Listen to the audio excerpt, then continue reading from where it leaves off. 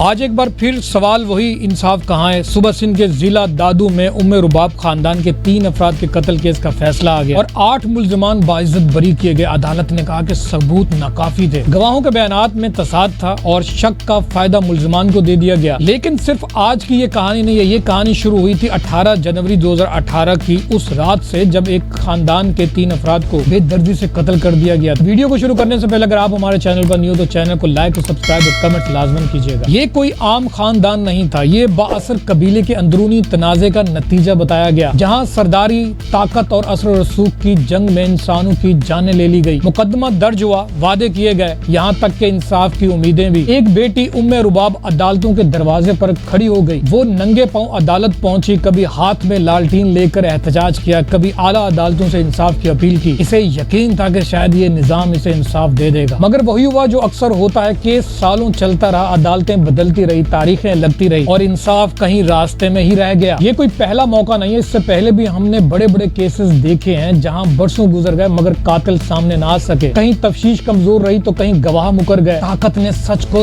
دبا دیا، اور آج پھر وہی نتیجہ، ایک بار پھر ایک خاندان خالی ہاتھ رہ گیا اور طاقتور لوگ سر اٹھا کر باہر نکل آئے۔ سوال یہ نہیں کہ عدالت نے کیا فیصلہ دیا، سوال یہ کہ کیا ہم نے انصاف کا نظام واقعی مضبوط بنایا ہے؟ جب FIR میں تاخیر ہو، جب شواہد محفوظ نہ کیے جائیں، جب گواہوں کو تحفظ نہ ملے تو انجام ہمیشہ یہی ہوتا ہے۔ پھر لوگ کہتے ہیں انصاف آخرت میں ملے گا، لیکن کیا اس دنیا میں انصاف صرف طاقتور کے لیے ہے؟ غریب کے حصے میں صرف صبر کیوں، صرف انتظار کیوں، صرف دعائیں کیوں؟ یہ صرف ام رباب کی جنگ نہیں ہے، یہ ہر اس پاکستانی کی جنگ ہے جو سچ کے ساتھ کھڑا ہونا چاہتا ہے مگر اسے کمزور کر دیا جاتا ہے۔ اگر اس نظام کو نہ بدلا تو ایسے کیس آتے رہیں گے، ہر بار ایک نئی ام رباب انصاف کے لیے در بدر ہوگی۔ آخر کب تک اس ملک میں فیصلے ہوں گے مگر انصاف نہیں؟ یاد رکھیں، ریاست تب مضبوط ہوتی ہے جب کمزور کو انصاف ملے، نہ کہ طاقتور کو ریلیف، ورنہ تاریخ یہی لکھے گی، یہاں قتل ہوتے رہے، مقدمے چلتے رہے اور انصاف ہمیشہ تاخیر کا شکار رہا۔ اگر آج کی ویڈیو، آج کا پیغام آپ کو سمجھ میں آ چکا ہے تو چینل کو لائک اور سبسکرائب اور کمنٹس لازمن کیجیے گا۔